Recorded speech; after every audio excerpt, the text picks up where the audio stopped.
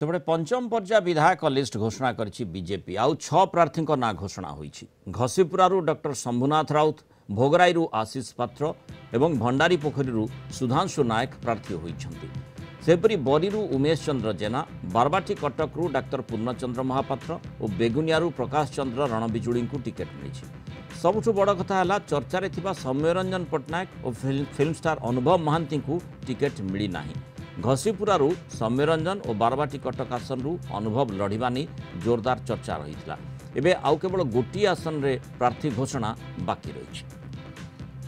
आशा करी नथिली जे मो भली गोटे साधारण घर पिला बा गोटे मध्यवित्त घर पिला को एते बड़ चर्चित निर्वाचन मंडली सुजोग देवे जे मु आगामी दिन में भारतीय जनता पार्टी लड़िया किसी ना बदली बाबू रहतु किसी असुविधा ना कि आम से निर्वाचन में लड़े मुझे निर्वाचन में लड़बी। जनसाधारण होती यार मुख्य नायक जो मैंने क्या विजय करेंगे से यहाँ निर्भर कर निर्वाचन चयन कमिटर समस्त सभ्य मान मोर हार्दिक अभिनंदन एवं कृतज्ञता ज्ञापन करुच्ची। मत चयन कर बारवाटी कटक निर्वाचन मंडल विधानसभा क्षेत्र पे।